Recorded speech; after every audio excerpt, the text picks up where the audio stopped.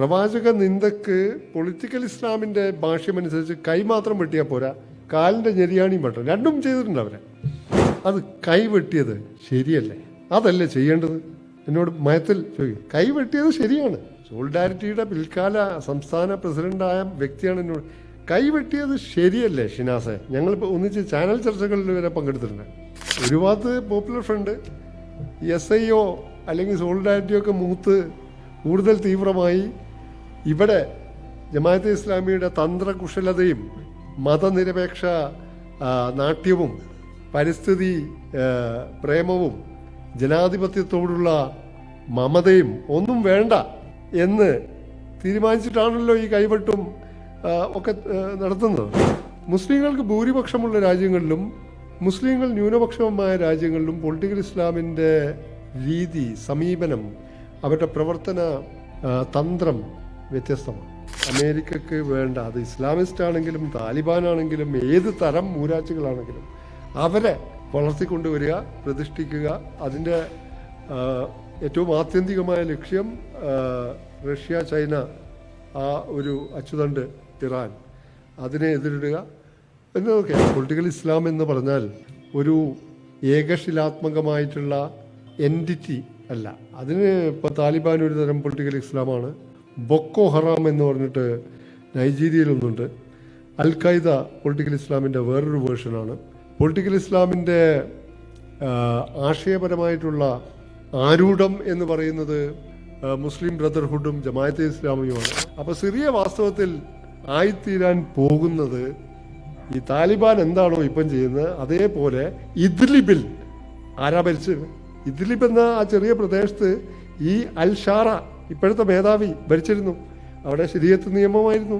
വിയോജന സ്വാതന്ത്ര്യം, വിചാര സ്വാതന്ത്ര്യം, അതുപോലെ തന്നെ സാംസ്കാരികവും ദൈക്ഷണികവുമായ വൈവിധ്യം ഒന്നും അനുവദിച്ചിരുന്നില്ല. The rise of the rest എന്ന് പറയുമ്പോൾ ചൈനയുണ്ട്. അതിൻ്റെ ജൂനിയർ പാർട്ട്ണറാണ് ഇപ്പോൾ റഷ്യ. അവരൊക്കെ കൂടിയുണ്ട്. അവരെ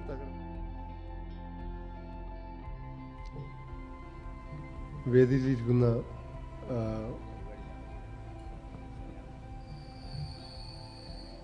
ശ്രീ KT, ശ്രീ ജോസഫ് ആൻ്റണി, നേരത്തെ സംസാരിച്ച doctor Fazal Gafoor, Hemant sir, Prasad sir, സാസിലുള്ള മറ്റ് ബഹുമാന്യരായ ശ്രീ ജോസഫ് ആൻ്റണി വർത്തമാനകാലത്ത് ഭൗമരാഷ്ട്രീയത്തെപ്പറ്റി പൊതുവിലും മധ്യേഷ്യയിലെ ഇന്നത്തെ രാഷ്ട്രീയ സാഹചര്യത്തെക്കുറിച്ച് പ്രത്യേകിച്ചും അക്കാദമികമായി എന്നാൽ നമുക്കൊക്കെ മനസ്സിലാവുന്ന രീതിയിൽ കാര്യങ്ങളുടെയും വസ്തുതകളുടെയും ഉള്ളറകളിലേക്ക് പോയി വിശദീകരിച്ചു. അതേപോലെ തന്നെ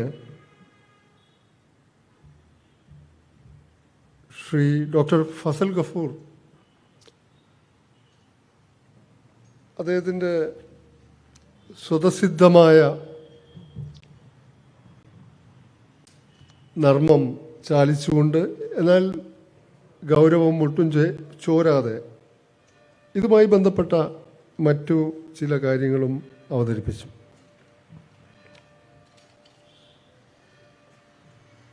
സിറിയ നേരത്തെ രണ്ടുപേരും ചൂണ്ടിക്കാണിച്ചതുപോലെ തന്നെ അമേരിക്ക, തുർക്കി, ഇസ്രായേൽ, അതുപോലെ സൗദി അറേബ്യ ഇവരൊക്കെ കൂടിച്ചേർന്ന് സൃഷ്ടിച്ച ഒരു ഭൗമരാഷ്ട്രീയ അന്തരീക്ഷത്തിലാണ് ഈ STS എന്ന് പറയുന്ന ഹയാത്ത് അൽ തെഹ്രീർ ഹയാത്ത് തെഹ്രീർ അൽ ഷാം എന്ന STS എന്ന സംഘടന പിടിച്ചെടുക്കുന്നത്. റഷ്യ യുക്രൈൻ യുദ്ധത്തിൽ 2022 ജനുവരി മാസം മുതൽ അതിൽ ഏതാണ്ട് സമ്പൂർണ്ണ ശ്രദ്ധ കേന്ദ്രീകരിച്ചിരിക്കുന്നു.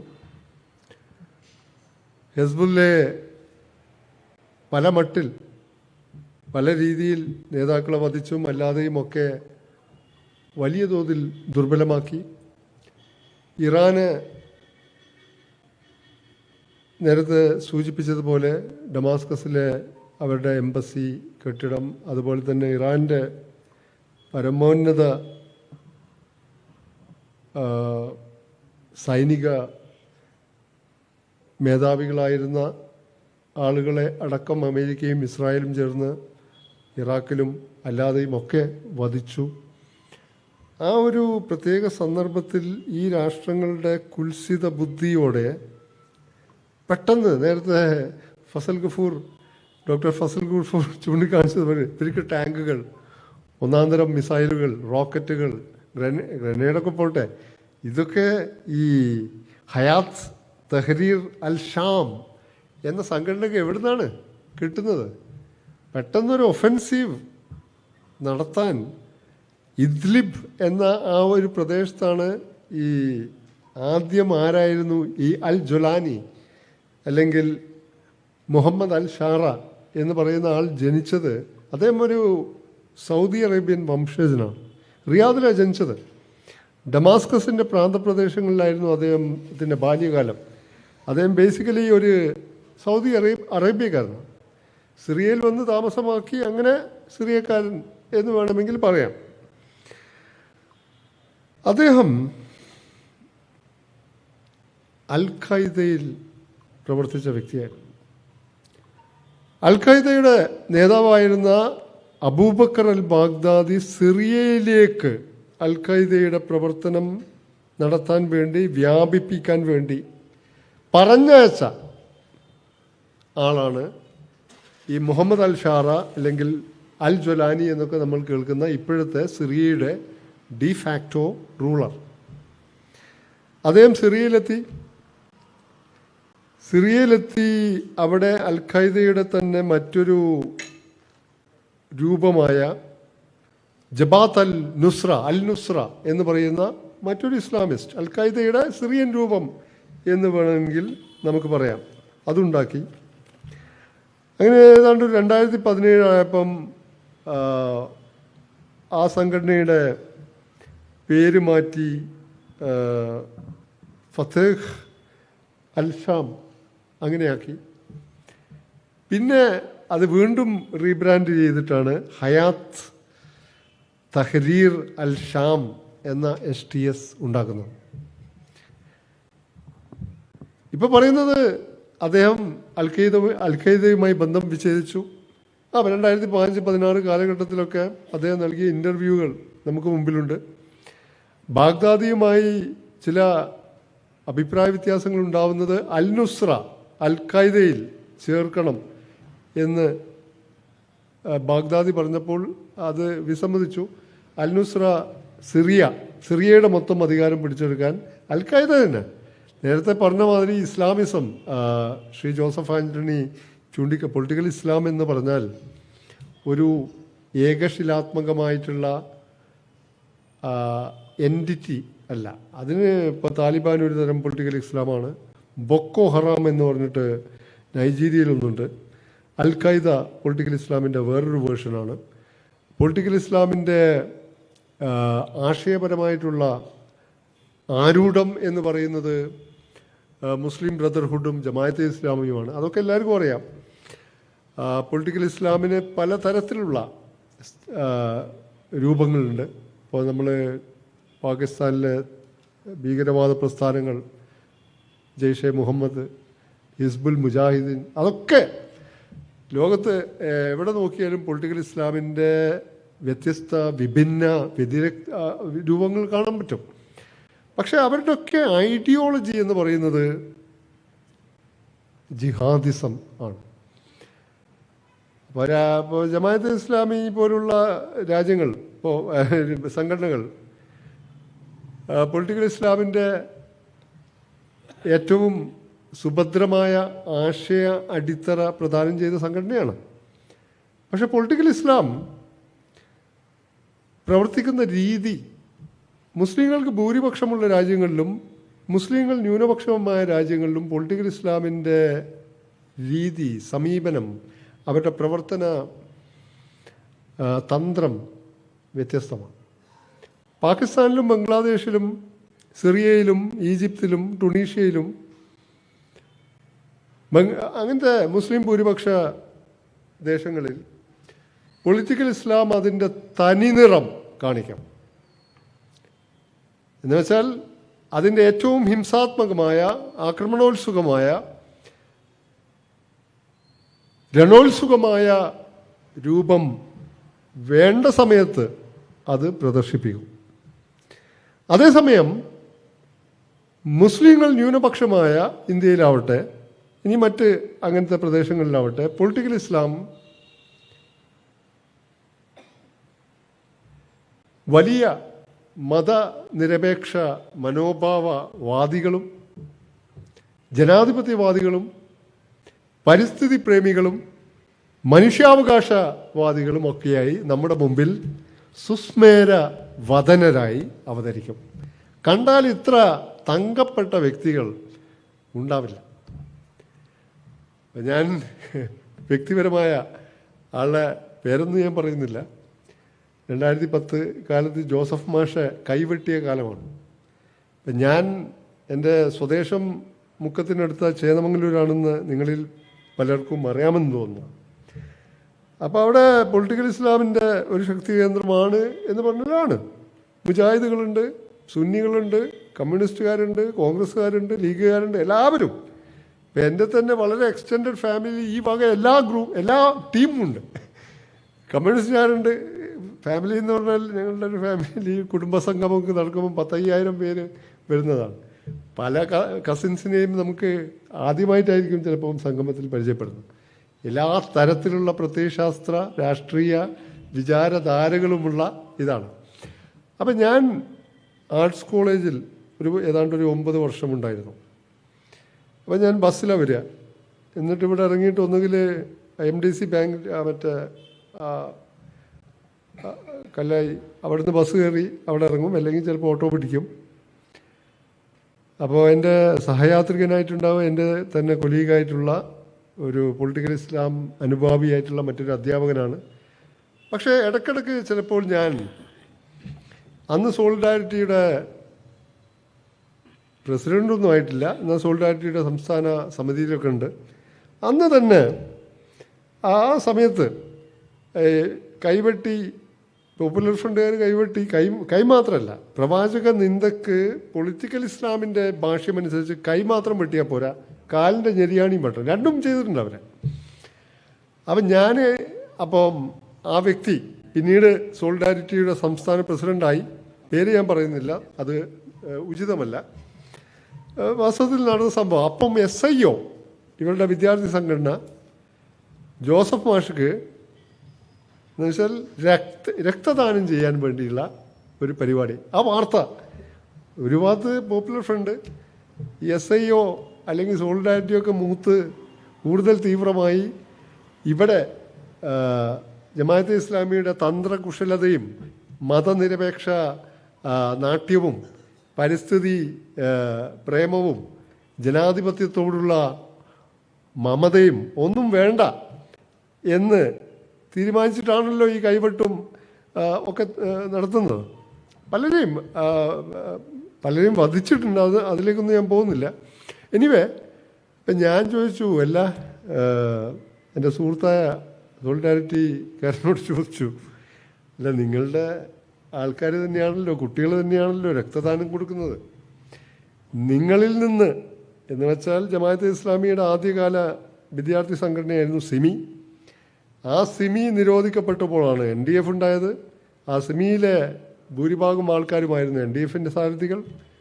അത് കഴിഞ്ഞിട്ടാണ് പോപ്പുലർ ഫ്രണ്ടും SDPIയും ഒക്കെ ഉണ്ടാവുന്നത്. ആ സിമിയിൽ നിന്ന് വേറിട്ട മറ്റൊരു വിദ്യാർത്ഥി സംഘടനയാണ് SIO. നിങ്ങളുടെ മൂത്ത തീവ്ര സംഘടനകൾ തന്നെ ഒരു ഭാഗത്ത് കൈവെട്ടുന്നു, നിങ്ങളുടെ ഇളയ സംഘടനകൾ ഒരു ഭാഗത്ത് രക്തദാനം നൽകുന്നു. ഇത് ഒരു വിരോധാഭാസമല്ലേ എന്ന് ചോദിച്ചപ്പോൾ അതേ പറഞ്ഞ് ഞങ്ങൾ രക്തമൊക്കെ കൊടുക്കും, അത് പത്രവാർത്തയായിട്ട് വരും. കൈവെട്ടിയത് പോപ്പുലർ ഫ്രണ്ടാണ്. പക്ഷേ ആണെങ്കിലും ആരാണ് പോപ്പുലർ ഫ്രണ്ടായി മാറിയത് ഒക്കെ ജമാഅത്തിൻ്റെ ആശയ രൂപങ്ങളിലും സംഘടനാ രൂപങ്ങളിലും ഒക്കെ പല കാലത്ത് പ്രവർത്തിച്ചവരാണ്. അപ്പം അദ്ദേഹം എന്നോട് ചോദിച്ചു, അല്ല അത് കൈവെട്ടിയത് ശരിയല്ലേ, അതല്ലേ ചെയ്യേണ്ടത്? എന്നോട് മയത്തിൽ ചോദിക്കും. കൈവെട്ടിയത് ശരിയാണ്. സോളിഡാരിറ്റിയുടെ പിൽക്കാല സംസ്ഥാന പ്രസിഡൻ്റായ വ്യക്തിയാണ് എന്നോട്, കൈവെട്ടിയത് ശരിയല്ലേ ഷിനാസെ? ഞങ്ങളിപ്പോൾ ഒന്നിച്ച് ചാനൽ ചർച്ചകളിൽ വരെ പങ്കെടുത്തിട്ടുണ്ട്. അപ്പോൾ അതാണ് മനോഭാവം. അപ്പം നമ്മുടെ മുമ്പിൽ എന്തൊരു തരം, അതായത് പാകിസ്ഥാനിലാവട്ടെ, ഇനി ഈ ബംഗ്ലാദേശിൽ തന്നെ ആവട്ടെ, ഇന്ത്യയിൽ പ്രത്യേകിച്ചുമാവട്ടെ, ഈ ജനാധിപത്യവും മതനിരപേക്ഷതയും വേണം അവരുടെ രാഷ്ട്രീയ അതിജീവനത്തിന്.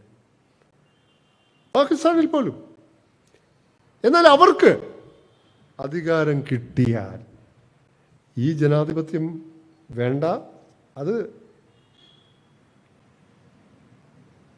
കൃത്രിമ റബ്ബാണ്, യഥാർത്ഥ റബ്ബല്ല. ജനാധിപത്യം, മതനിരപേക്ഷത, ദേശീയത ഒക്കെ കൃത്രിമ റബ്ബാണ്. അപ്പം ഞാൻ പറഞ്ഞു വരുന്നത് STS എന്ന സംഘടന ഇപ്പം പറയുന്നുണ്ട് ഞങ്ങൾ ന്യൂനപക്ഷങ്ങളെ ഉൾക്കൊള്ളും, മറ്റതാക്കും, ഞങ്ങൾ റീബ്രാൻഡഡ് അൽ-ഖൈദയാണ് ഇല്ല എന്ന് മറ്റ് വിമർശകർ പറയുന്നു. ഈ ജൊലാനി വാസ്തവത്തിൽ ഈ അൽ-ഷാറ എന്ന് പറയുന്ന ആള് 2015-16 കാലത്ത് ഒരു ഇന്റർവ്യൂവിൽ അസന്നിഗ്ധമായി നിർവിഷംഗം പറഞ്ഞത്, അലവി ഷിയ വിഭാഗത്തെ പറ്റി നേരത്തെ പറഞ്ഞല്ലോ, അവരാണ് ബഷർ അൽ അസദും അദ്ദേഹത്തിൻ്റെ പിതാവും ഒക്കെ മെഡിറ്ററേനിയൻ തീരത്തോട് ചേർന്ന് കിടക്കുന്ന അലവി ഷിയ ന്യൂനപക്ഷമാണ്. അവിടെ ഷിയാക്കളിൽ തന്നെ ഒരു സെക്റ്റാണ്. അപ്പോൾ ആ വിഭാഗത്തിൽപ്പെട്ടവരെ ഞങ്ങൾ അംഗീകരിക്കുന്ന പ്രശ്നമില്ല. കാരണം ആ വിഭാഗം കൊണ്ട് നടക്കുന്നത് ഇസ്ലാമിന് ഘടകവിരുദ്ധമായ ആശയങ്ങളാണ്. ഞങ്ങൾ പൊറുപ്പിക്കില്ല അവരെ എന്ന് പറഞ്ഞ് 2005-ൽ 2024 നവംബറിൽ ഈ ആൾ പെട്ടെന്ന് അങ്ങോട്ട് മാറി വലിയ ന്യൂനപക്ഷങ്ങളെ എല്ലാം ഉൾക്കൊള്ളുന്ന ഒരാളായി മാറും എന്നാണ്. ഇപ്പം BBC-യുടെ ഒരു ലേഖനം ഞാൻ ഇപ്പോൾ ആർക്കോ കാണിച്ചു കൊടുത്തു. അപ്പോൾ BBC-യുടെ ലേഖനത്തിൽ BBC ഒക്കെ അപ്പം നേരത്തെ കേട്ടി ചൂണ്ടിക്കാണിച്ചതുപോലെ മറ്റുള്ളവർ ചൂണ്ടിക്കാണിച്ചതുപോലെ ഈ ഹയാത്തൽ അൽ-ഷാം, തഹ്രീർ അൽ-ഷാം STS എന്ന സംഘടന ഡെസിഗ്നേറ്റഡ് ടെററിസ്റ്റ് ഗ്രൂപ്പാണ് അമേരിക്കയുടെ കണ്ണിൽ, മറ്റു രാജ്യങ്ങളുടെ കണ്ണിൽ. ഇദ്ദേഹത്തിൻ്റെ തലക്ക് എത്രയോ $1 മില്യൺ പ്രഖ്യാപിച്ചിരുന്നു ജൊലാനിയുടെ, അതിപ്പോൾ നീക്കി. BBC അടക്കമുള്ള പാശ്ചാത്യ മാധ്യമങ്ങൾ നാഴികക്ക് 40 വട്ടം ഇവരെപ്പറ്റി എഴുതിയിരുന്നത് ഫോറിൻ ജിഹാദിസ്റ്റുകൾ എന്നായിരുന്നു. ഇപ്പോൾ നോക്കൂ, ഇപ്പോൾ ഫോറിൻ ഫൈറ്റേഴ്സാണ് അവർ. ഫോറിൻ ജിഹാദിസ്റ്റുകൾ എന്ന പദാവലി ഒറ്റയടിക്ക് BBC പോലുള്ള പാശ്ചാത്യ മാധ്യമങ്ങൾ ഒന്നടങ്കം ഫോറിൻ ഫൈറ്റേഴ്സാക്കി. അപ്പോൾ ഫോറിൻ ജിഹാദിസ്റ്റുകളാണ്. BBC-യിൽ ഈ അടുത്ത് വന്ന ഒരു ലേഖനം പറയുന്നത് അവർ ഒരു താൽക്കാലിക ഗവൺമെൻറ് രൂപീകരിച്ചു. അതിലെ പ്രധാന തസ്തികകൾ മുഴുവൻ, പദവികൾ മുഴുവനല്ല, അതിൽ ഏറ്റവും താക്കോൽ സ്ഥാനങ്ങൾ നൽകിയിരിക്കുന്നതൊക്കെ ഫോറിൻ ജിഹാദിസ്റ്റുകൾക്കാണ്. ജിഹാദിസ്റ്റുകൾക്ക് BBC പറയുന്ന അതിൽ ജിഹാദിസ്റ്റ് എന്നും ഉപയോഗിക്കുന്നുണ്ട്, ഫൈറ്റേഴ്സ് എന്നും ഉപയോഗിക്കുന്നുണ്ട് ആ ലേഖനത്തിൽ, മാറി മാറി. അതിൽ ചൈനീസ് ഉയ്ഗൂറുകളുണ്ട്, സെൻട്രൽ ഏഷ്യൻസ് ഉണ്ട്, ഈ മറ്റ് അറബ്സ് ഉണ്ട്, അതുപോലെ ഇല്ലാത്തത് കുർദുകൾ, ക്രിസ്ത്യാനികൾ, അലബി ഷിയാകൾ, ഡ്രൂസുകൾ, അവിടുത്തെ ന്യൂനപക്ഷ വിഭാഗങ്ങളൊന്നുമില്ല. പക്ഷേ ഇപ്പോൾ സിറിയ വാസ്തവത്തിൽ അക്ഷരാർത്ഥത്തിൽ ഭരിക്കുന്നത് നോൺ സിറിയൻസാണ്, സിറിയക്കാരല്ല. അതാണ്. അപ്പോൾ ഈ ജിഹാദിസം എന്ന് പറഞ്ഞാൽ ജിഹാദിനെ ഈ പൊളിറ്റിക്കൽ ഇസ്ലാം, ഇപ്പോൾ സയ്യിദ് കുത്തുബ് ആവട്ടെ, മൗദൂദി ആവട്ടെ, ഹസനുൽ ബന്ന ആവട്ടെ, ഏത് പൊളിറ്റിക്കൽ ഇസ്ലാമിൻ്റെ സൈദ്ധാന്തികരുമാവട്ടെ, അവരൊക്കെ ഇസ്ലാമിനെ ഇസ്ലാമിസമാക്കുകയും ജിഹാദിനെ ജിഹാദിസമാക്കുകയും ചെയ്തവരാണ്. എന്താണ് പ്രവാചകൻ മുഹമ്മദ് നബി ജിഹാദിനെ പറ്റി പറഞ്ഞത് എന്താണ്? അതറിയണം നമ്മൾ. അതറിയാത്തവരല്ല ഇവിടുത്തെ ലോകമെമ്പാടുമുള്ള പൊളിറ്റിക്കൽ ഇസ്ലാമിസ്റ്റുകൾ. മുഹമ്മദ് നബി ജിഹാദിനെ പറ്റി 3 കാര്യങ്ങളാണ് പറഞ്ഞത്. ഒന്ന്, നീതിമാനല്ലാത്ത ഒരു ഭരണാധികാരിയുടെ മുഖത്തു നോക്കി സത്യം പറയുന്നതാണ് ജിഹാദ്. അതാണ് ജിഹാദിൻ്റെ ഏറ്റവും ഉയർന്ന രൂപം. നീതിമാനല്ലാത്ത ഒരു ഭരണാധികാരിയുടെ മുഖത്തു നോക്കി സ്പീക്കിംഗ് ട്രൂത്ത് ടു പവർ എന്ന് ഇപ്പോഴത്തെ പലരും പറയുന്ന മാതിരി, അത് തന്നെയാണ് ഏറ്റവും ഉയർന്ന തലത്തിലുള്ള ജിഹാദ്. 2, അവനവനിൽ കുടികൊള്ളുന്ന, അവനവനിൽ നിലീനമായ തിന്മകൾക്കെതിരെ, പ്രവണതകൾക്കെതിരെ അവനവൻ നടത്തുന്ന ആത്മീയ സമരമാണ് ജിഹാദ്. അപ്പോൾ ജിഹാദിന് 2 വശങ്ങളുണ്ട്. ഒന്ന് ആത്മീയ വശം, അത് അവനവൻ്റെ എല്ലാവരിലും പാപ പ്രവണതകൾ ഉണ്ടായിരിക്കും. അതിനെതിരെ നമ്മൾ സ്വയം നടത്തുന്ന ആത്മീയ യുദ്ധമാണ് ജിഹാദ്. ആത്മീയ വശം അതാണ്. രണ്ടാമത്തത്, നീതിമാനല്ലാത്ത ഒരു ഭരണാധികാരിയുടെ മുഖത്ത് നോക്കി സത്യം വിളിച്ചു പറയുന്നതാണ് ജിഹാദ്. അതിന് ഒരു സാമൂഹിക വശമാണുള്ളത്. സമൂഹത്തിലെ ദരിദ്ര, അവശ, അധസ്ഥിത ജനവിഭാഗങ്ങൾ നേരിടുന്ന അനീതിക്കെതിരെ നടത്തുന്ന, അവർക്ക് സാമൂഹിക നീതി ലഭ്യമാക്കാൻ, ഉറപ്പുവരുത്താൻ വേണ്ടി നടത്തുന്ന സാമൂഹികമായ സമരമാണ് മറ്റൊരർത്ഥത്തിൽ ജിഹാദ്. എന്നാൽ ഈ 2 അർത്ഥങ്ങളും മാത്രമേ ഉള്ളൂ പ്രവാചകൻ മുഹമ്മദ് പറഞ്ഞ ജിഹാദിൽ എന്ന് വെച്ചാൽ, അല്ല, മൂന്നാമതൊരു തലം കൂടിയുണ്ട്. അത് ഏതാണ്ട് 10-13 കൊല്ലക്കാലം ഇസ്ലാം പ്രചരിപ്പിക്കുന്നതിനിടയിൽ 10-13 കൊല്ലക്കാലം അന്ന് സൗദി അറേബ്യ ഇല്ല, അന്ന് അറേബ്യയാണ്. സൗദി അറേബ്യ ഒരു മോഡേൺ കൺട്രിയാണ്. നമ്മൾ സൗദി അറേബ്യയും അറേബ്യയും രണ്ടായി കാണണം. അപ്പോൾ അന്ന് അറേബ്യയിൽ ഒരുപാട് ശത്രുക്കൾ വലിയ തോതിലുള്ള ആക്രമണങ്ങൾ നേരിട്ടു. അന്ന് നബി പറഞ്ഞു, ആത്മരക്ഷാർത്ഥമുള്ള പ്രതിരോധമാണ് ജിഹാദ്. നമ്മൾ ആക്രമിക്കപ്പെടുമ്പോൾ ആത്മരക്ഷാർത്ഥം നമുക്ക് പ്രതിരോധ മാർഗമെന്ന നിലയിൽ ജിഹാദിനെ ഇതാക്കാം. ഇങ്ങനെ 3 കാര്യങ്ങളെ നബി പറഞ്ഞിട്ടുള്ളൂ. ആ ജിഹാദിനെ ചാവേർ ബോംബ് സ്ഫോടനങ്ങളായും ഇതര മതസ്ഥരുടെ ഹിംസയായും മറ്റ് രാജ്യങ്ങളോടുള്ള കഠിന വിദ്വേഷമായുമുള്ള ഹിംസാത്മകമായ പ്രത്യയശാസ്ത്രമായി വളർത്തിയെടുത്തത് ഞാൻ നേരത്തെ പറഞ്ഞ ആളുകളാണ്. അവരിൽ നിന്ന് പൊട്ടിപ്പുറപ്പെട്ട് ഒരു വൃക്ഷത്തിൻ്റെ പല ശാഖകളായി ലോകത്ത് പല പേരുകളിൽ അറിയപ്പെടുന്ന ഒരു പ്രതിഭാസമാണ് ഈ ജിഹാദിസം. അപ്പോൾ ഇവിടുത്തെ വക്താക്കൾ ഇവിടെ ഇപ്പം അവരുടെ മാത്രമല്ല, നമ്മുടെയൊക്കെ അതിജീവനത്തിന് ഏറ്റവും ആവശ്യം ഭരണഘടന വിഭാവനം ചെയ്യുന്ന മതനിരപേക്ഷ ജനാധിപത്യം ഇവിടെ നിലനിർത്തുക എന്നതാണ്. നമ്മൾ ആ കാര്യത്തിൽ എല്ലാ കാലവും അതിനൊപ്പമാണ്. പക്ഷേ ഇന്നാണ് അതിൻ്റെ അർജൻസി ഇസ്ലാമിസ്റ്റുകൾക്ക് ബോധ്യപ്പെട്ടത്. അതുകൊണ്ട് ഞാൻ തമാശ പറയുകയാണ്, നമ്മളെക്കാൾ മതനിരപേക്ഷ ജനാധിപത്യവാദികളായി ഇപ്പോൾ നമ്മുടെ മുമ്പിലുണ്ട്. അവരുടെ ആചാര്യന്മാരൊക്കെ അർത്ഥശങ്കക്കിടയില്ലാതെ പറഞ്ഞത് മതനിരപേക്ഷത, ജനാധിപത്യം, ദേശീയത, ഇതെല്ലാ കാര്യങ്ങളും ഇസ്ലാമിന്, ദീനിനും ഇസ്ലാമിനും ഈമാനിനും കാട്ടാക്ക വിരുദ്ധമാണ്, അംഗീകരിച്ച് പോരുതെന്നാണ്. ഇപ്പം പറയുന്നത് ഞങ്ങളുടെ ആചാര്യൻ അങ്ങനെ പറഞ്ഞിട്ടുണ്ടെങ്കിൽ ഞങ്ങളത് അതിലേക്ക് ഞാൻ കടക്കുന്നില്ല, ആചാര്യൻ തള്ളി പറഞ്ഞിട്ടില്ല. ഇപ്പം ഞാൻ നേരത്തെ ശ്രീ ജോസഫ് ആൻ്റണി പറഞ്ഞ ഇസ്രായേലിന് അമേരിക്കയുടെ അയൺ ക്ലാഡ് പിന്തുണ, ആ രീതിയിലുള്ള അതിശക്തമായ ഉറച്ച പിന്തുണയാണ് 2023 ഒക്ടോബർ 7 ഹമാസ് ആക്രമണം നടത്തിയപ്പോൾ അമേരിക്ക പ്രഖ്യാപിച്ചത്. ഇസ്രായേൽ എന്ന രാഷ്ട്ര 48 രൂപീകരിച്ചത് മുതൽ അന്നും തൊട്ട് ഇന്നേ വരെ അമേരിക്കയും അമേരിക്കയുടെ ജൂനിയർ പാർട്ട്നേഴ്സായിട്ടുള്ള സബ് ഇമ്പീരിയലിസ്റ്റ് രാജ്യങ്ങളുമൊക്കെ ഇസ്രായേലിനെ സർവാത്മന എന്ത് അത്യാചാരങ്ങളും അനീതികളും അതിക്രമങ്ങളും ഇസ്രായേൽ ചെയ്താലും അതിനെ പിന്തുണച്ച് പോന്നിട്ടേയുള്ളൂ. ട്രംപ് ഈ 20-ാം തീയതി വൈറ്റ് ഹൗസിൽ ഔപചാരികമായി പ്രവേശിക്കുമ്പോൾ നേരത്തെ ചൂണ്ടിക്കാണിച്ചതുപോലെ ഇസ്രായേലിനുള്ള പിന്തുണ 10 മടങ്ങ്. കാരണം ജെറൂസലേമിലേക്ക് എംബസി മാറ്റി, എബ്രഹാം അക്കോർഡ് എന്ന് പറഞ്ഞ ഉടമ്പടി ഉണ്ടാക്കി. ബഹ്റൈൻ, ടുണീഷ്യ, അതുപോലെ UAE ഒക്കെ അതിൻ്റെ ഭാഗമായി. സൗദി കൂടി അതിലേക്ക് അവസാനഘട്ട ചർച്ച നടത്തുമ്പോഴാണ് ഹമാസ് ആകെ ഉള്ളത് ഈ പലസ്തീൻ പ്രശ്നത്തിൽ ഈ അറബ് ബ്ലോക്ക് മൊത്തം, പിന്നെ ഇസ്രായേലിൻ്റെ ഈ നോർമലൈസേഷൻ സംഭവിച്ചാൽ സൗദി കൂടി അങ്ങോട്ട് പോയാൽ കഴിഞ്ഞു.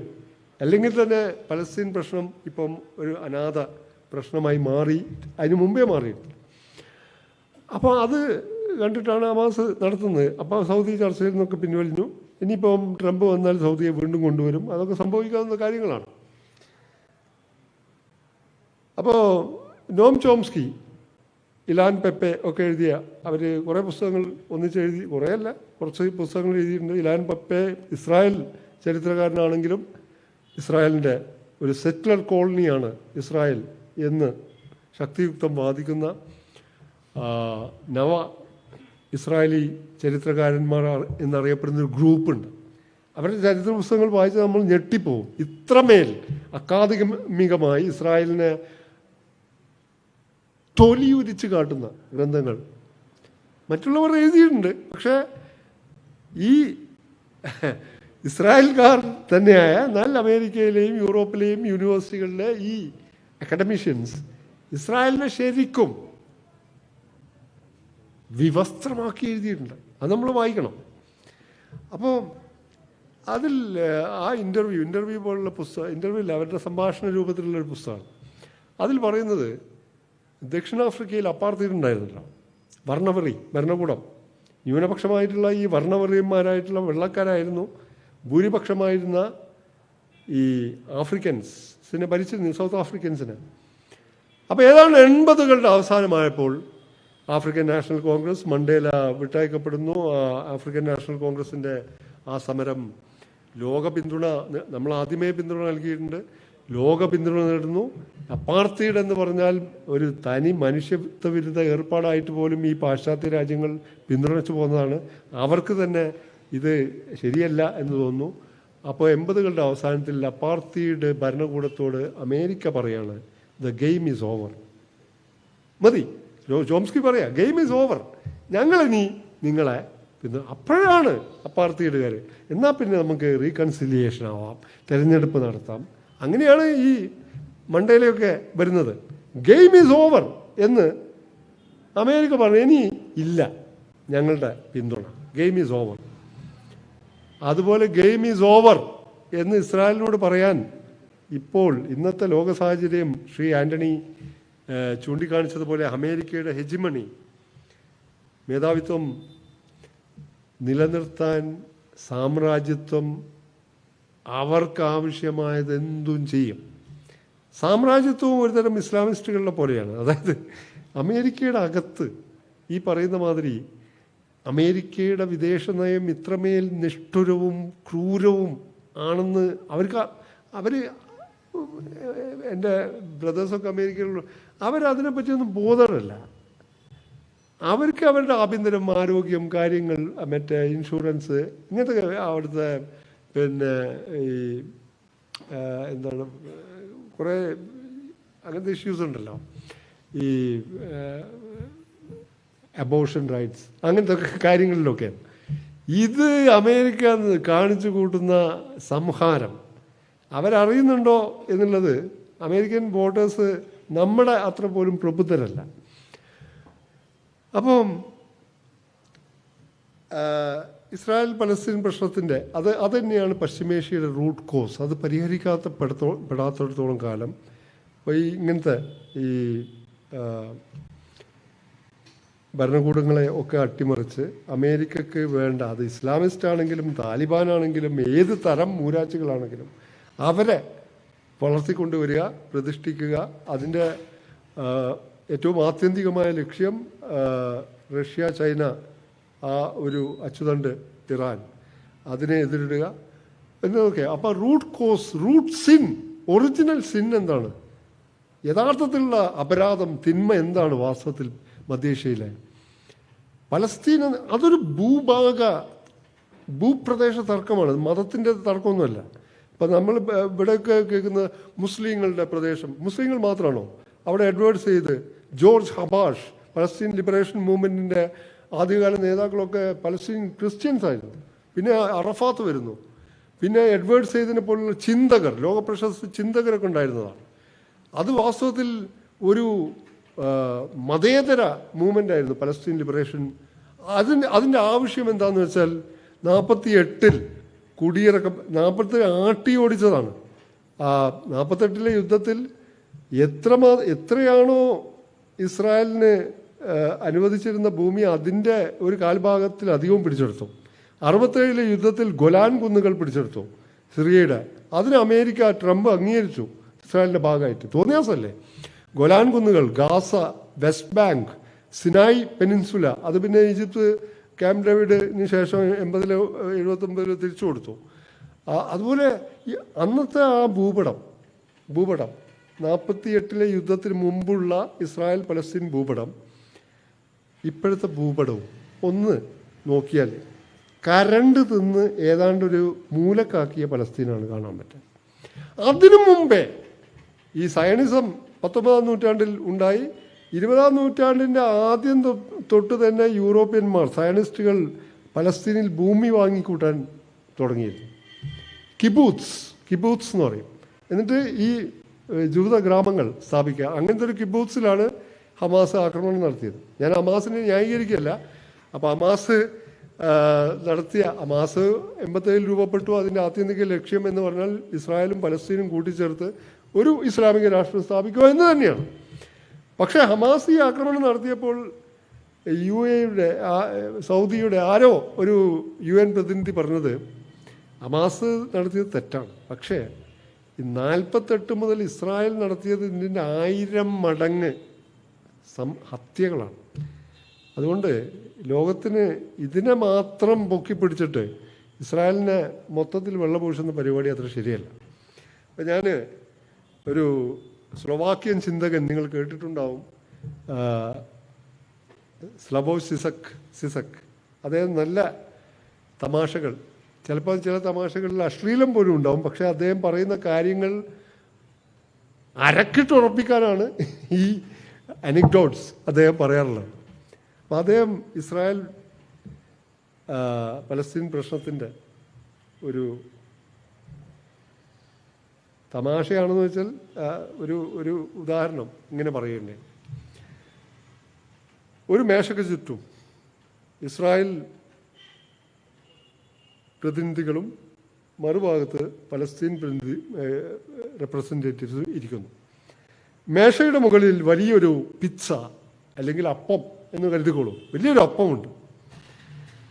അപ്പോൾ ചർച്ചാ വിഷയം ഈ അപ്പം എങ്ങനെ ഭാഗിക്കണം എന്നാണ്. ഈ അപ്പം അല്ലെങ്കിൽ ഈ പിസ്സ എങ്ങനെ പകുക്കണം, അതാണ് ചർച്ചാ വിഷയം. ചർച്ച തുടങ്ങുന്നതിന് മുമ്പ് തന്നെ ഒരു വിഭാഗം ഈ അപ്പം പിസ്സ എങ്ങനെ തിന്നുകൊണ്ടിരിക്കുകയാണ്. ചർച്ച എങ്ങനെ ഭാഗിക്കണം എന്നാണ്, എങ്ങനെ പകുക്കണം. അപ്പം ചർച്ച പുരോഗമിക്കുന്ന തുടങ്ങുമ്പോൾ ഒരാളിങ്ങനെ തട്ടിക്കൊണ്ടിരിക്കുക, ഒരു ഭാഗം ഇങ്ങനെ ഷാപ്പിട്ടുകൊണ്ടിരിക്കുക. ചർച്ച ഇതെങ്ങനെ ഭാഗിക്കണം, പകുക്കണം എന്ന്. ചർച്ച അവസാനിച്ചിട്ടില്ല. ചർച്ചയല്ല ഇപ്പോൾ യുദ്ധം നടക്കുന്നത്. പിസ്സയുടെ 80% മറ്റവനകത്താക്കിയാണ്. അതാണ് സംഭവിച്ചത്. ഇപ്പോൾ ആ 20% വേണ്ടിയാണ്. അതും ആ 2 നേഷൻ തിയറി പോലും നമുക്ക് പ്രാവർത്തികമാക്കാൻ പറ്റിയില്ല. അമേരിക്ക ഈ പറയുന്ന മാതിരി ഗെയിം ഈസ് ഓവർ എന്ന് ഇന്നത്തെ സാഹചര്യത്തിൽ ഇനി സമീപ ഭാവിയിൽ പോലും ഇസ്രായേലിനോട് പറയില്ല. അമേരിക്കൻ സാമ്രാജ്യത്വത്തിൻ്റെ സപ്പോർട്ട്, പിന്തുണ എന്ന് അവസാനിക്കുന്നുവോ അന്ന് മാത്രമേ ആ പ്രശ്നം പരിഹരിക്കപ്പെടുകയുള്ളൂ. ആ പ്രശ്നം പരിഹരിക്കപ്പെട്ടാൽ മാത്രമേ മധ്യേഷ്യയിൽ ബൃഹത്തായ തോതിൽ ഒരു സമാധാന പ്രക്രിയയും നടക്കും. അപ്പോൾ സിറിയയെ ഇപ്പോൾ ഇങ്ങനെയാക്കി, അതൊക്കെ അമേരിക്കൻ സാമ്രാജ്യത്വത്തിൻ്റെ ഒരു തരം ഈ ഡിക്ലൈനിങ് പവറിൻ്റെ എന്താ പറയുക, ഇവർ അൽ-ഖയ്ദയാണെന്ന് അമേരിക്കക്ക് അറിയാനില്ല. അൽ-ഖയ്ദ ഇപ്പോൾ താലിബാൻ എന്താണ് ഇത് പറഞ്ഞത്? ഞങ്ങൾ ഭരണത്തിൽ വന്നു 2022 കാലത്താണ്, 22 അല്ലേ? അപ്പോൾ താലിബാൻ പറഞ്ഞു ഞങ്ങൾ സ്ത്രീകൾക്ക് വിദ്യാഭ്യാസം കൊടുക്കും, മറ്റേതാക്കും, ഞങ്ങൾ കുറച്ചും കൂടി ഇൻക്ലൂസീവ് ആയിരിക്കും. ഇപ്പം നമുക്ക് അറിയാലോ താലിബാൻ എന്താണ് നടപ്പാക്കിക്കൊണ്ടിരിക്കുന്നത്. 6ാം ക്ലാസ് വരെ പെൺകുട്ടികൾ പഠിച്ചാൽ മതി. ഇനി പുറത്തിറങ്ങിയാൽ പണ്ടൊക്കെ ഒരു പുരുഷ തുണ വേണം. താലിബാൻ പറയുന്ന ഡ്രസ് കോഡ് ഇതാ അണിയണം. ഇപ്പം സംസാരിക്കാൻ പോലും പാടില്ല. പെണ്ണുങ്ങളോട് നിങ്ങളുടെ സംസാരം പോലും പുരുഷനെ പ്രലോഭിപ്പിക്കും. എന്ന് വെച്ചാൽ ഇപ്പോൾ നായകൾക്ക് പേ ബാധിച്ചാൽ നമ്മൾ അതിനെ ഒന്നിൽ കൂട്ടിലാക്കും, കെട്ടിയിടും. അല്ലാതെ നായ കടിക്കാൻ സാധ്യതയുള്ള എല്ലാവരെയും കെട്ടിയിടില്ലല്ലോ. അതുപോലെയാണ് ഈ താലിബാൻ്റെ പ്രവൃത്തി. അതായത് മൊത്തത്തിൽ സ്ത്രീകൾ പ്രലോഭനം ഉണ്ടാക്കുമെന്നതുകൊണ്ടാണ് പർദ്ദയും ബുർക്കയും നിക്കാബും, അതുപോലെ തന്നെ ഒരു വാദം അതാണ്. അല്ലെ, സ്ത്രീകളുടെ ശബ്ദം പോലും പുരുഷനെ വഴിതെറ്റിക്കും എന്ന് പറഞ്ഞാൽ ഈ സ്ത്രീകളെ കോൺക്രീറ്റ് ഇട്ട് മൂടുക.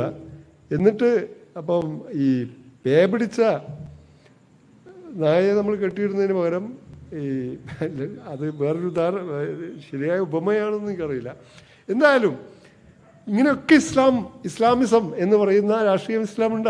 അതിലൊന്നാണ് ഇപ്പം ഇസ്രയേൽ അധികാരമേറ്റത്. അതിൻ്റെ താൽക്കാലിക ഗവൺമെൻറ്റിൻ്റെ മുഖ്യ പദവികളൊക്കെ കൊടുത്തത് ഫോറിനേഴ്സിനാണ്. ചെച്ചിനിയൻസ് ഉണ്ട്, അതിൽ ഉയ്ഗൂറുകളുണ്ട്, അതിൽ സെൻട്രൽ ഏഷ്യൻസ് ഉണ്ട്, അതിൽ ജോർദാനിയൻസ് ഉണ്ട്. അപ്പോൾ സിറിയ വാസ്തവത്തിൽ ആയിത്തീരാൻ പോകുന്നത് ഈ താലിബാൻ എന്താണോ ഇപ്പം ചെയ്യുന്നത് അതേപോലെ ഇദ്ലിബിൽ ആരാ ഭരിച്ചത്?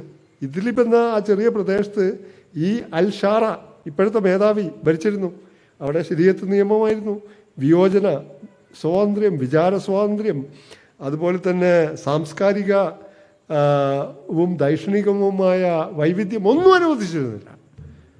അതേ മട്ടിൽ ഇപ്പോൾ പറയും, ഇപ്പം പെട്ടെന്ന് അമേരിക്കയുടെയും മറ്റേയൊക്കെ സപ്പോർട്ട് കിട്ടി, മറ്റു രാജ്യങ്ങളുടെയും സപ്പോർട്ട് കിട്ടാൻ വേണ്ടി ഞങ്ങളിതാ മാറിക്കഴിഞ്ഞു, ഞങ്ങൾ അൽ-ഖയ്ദയില്ല എന്നൊക്കെ പറയാമെങ്കിലും ഇനി സമീപകാലത്ത് തന്നെ സംഭവിക്കാൻ പോകുന്നത് ഇദ്ലിബിൽ മുഹമ്മദ് അൽ-ഷാറ എങ്ങനെ ഭരണം നടത്തിയോ, അവിടെ ടർക്കിഷ് കറൻസി ലിറ എന്ന ടർക്കിഷ് കറൻസി ആയിരുന്നു ഉണ്ടായിരുന്നത്.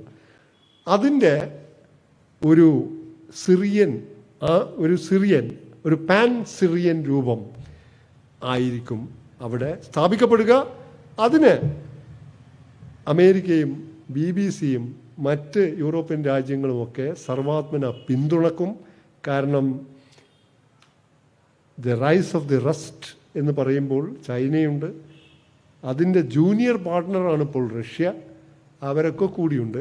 അവരെ തകർക്കാൻ ഏത് ചെകുത്താനുമായും അമേരിക്ക കൂട്ടുകൂടുമെന്ന് ശ്രീ ആൻ്റണി പറഞ്ഞത് വാസ്തവമാണ്. ഇത്രയും പറഞ്ഞുകൊണ്ട് സമയം അധികരിച്ചതുകൊണ്ട് ഞാൻ എൻ്റെ വാക്കുകൾ അവസാനിപ്പിക്കുന്നു. എല്ലാവർക്കും അഭിവാദ്യങ്ങൾ.